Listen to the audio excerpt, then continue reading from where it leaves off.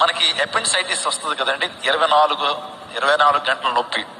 అది ఎందుకు వస్తుందంటే మన శరీరంలో అపెండిక్స్ అనేటువంటి ఒక ప్రేగు ద్వారా అది ఎక్కువగా అది దానికి ఉన్నటువంటి కంట్రోల్ లేకపోవడం ద్వారా అది రావటం ద్వారా ఆ ప్రేగులో ఉన్నటువంటి తేడాల ద్వారా అపెండిసైటిస్ అనేటువంటి 24 గంటల నొప్పి వస్తుంది, భరించలేని కడుపు నొప్పి వస్తుంది. వైద్యులు అన్నారు అది నిరుపయోగం ఉండేటువంటి ప్రేగు, అది ఎందుకు పనిచేయదు, తీయించేసుకోవడం చాలా బెటర్. నాకు అనిపించింది దేవుడు ఏదన్నా సరే నిరుపయోగంగా ఒక అవయవాన్ని మన శరీరంలో ఉంచుతాడా?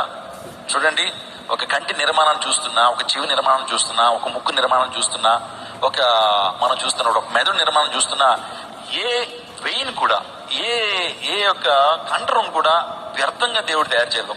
ఒక ఆర్గనైజ్డ్ గా మన యొక్క శరీరాన్ని నిర్మించాడు. ఆయన గొప్ప శాస్త్రవేత్త అండి, గొప్ప నిర్మాణకుడు, ఆయన పరమ కుమ్మరి. ఏమంటే మన శరీరాన్ని మనం ఆలోచన చేస్తున్నప్పుడు దేవునికి జ్ఞానం ఎంత గొప్పదో ఆలోచన మనం చేస్తామంటే ఖచ్చితంగా. అందులో పెట్టి దావీదు అంటాడు, నువ్వు నన్ను కలుగు చేసిన విధము చూడగా నాకు భయమును ఆశ్చర్యమును కలుగుచున్నవి. నా అంతరింద్రియము నువ్వే కలుగు చేసిన వాడవు, అంతరింద్రియాలను కలుగు చేసిన వాడు ఆయనే. కాబట్టి అంత గొప్ప దేవుడు నిరుపయోగంగా ఏది కూడా ఆయన తయారు చేయడు, నిరుపయోగంగా ఏది మన శరీరంలో పెట్టడు. తర్వాత మరలా ఆ డాక్టర్లు ఆ వైద్యులు ఆ నాలుకను ఖర్చుకుని లేదు మేము తప్పు చెప్పాం, ఈ అపెండిక్స్ అనేటువంటి ఆ ప్రేగే అన్ని ప్రేగుల్ని కంట్రోల్ చేస్తుంది, అన్ని ప్రేగులకి కూడా అది ఆధారమైనటువంటి ప్రేగు, అది లేకపోతే మానవ శరీరంలో కొన్ని ప్రక్రియలు జరగలేవు అని శాస్త్రవేత్తలు మరలా నోటిని ఖర్చుకుని విషయాన్ని చెప్పారు.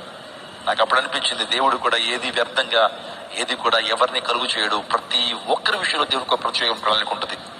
యేసు ప్రభు దగ్గరికి ఒక గుడ్డివాడు వచ్చాడండి. వచ్చి స్వస్థత కొరకు వచ్చినప్పుడు శిష్యులు అడుగుతారు, అయ్యా వీడు ఎందుకు గుడ్డివాడిగా పుట్టాడు, వీడు వీళ్ళ తల్లిదండ్రులు చేసిన శాపమా, వీళ్ళ తల్లిదండ్రులు చేసిన నేరమా, లేకపోతే వీరి పూర్వీకులు చేసిన నేరమా, లేకపోతే ఇతను చేసుకున్న నేరమా, ఎందుకు ఈ యొక్క వ్యక్తి గుడ్డివాడిగా పుట్టాడు, ఎందుకు ఇలా పుట్టాడనంటే ప్రభు అంటాడు ఈ తల్లిదండ్రులు చేసిన నేరం కాదు, లేదా తన చేసుకున్న నేరం కాదు, కానీ దేవుని మహిమ ఇతని జీవితంలో కనపరచబడి నిమిత్తము గుడ్డివాడిగా పుట్టాడు. గట్టిగా చప్పలు కొడుతూ దేవుని నామపరచండి.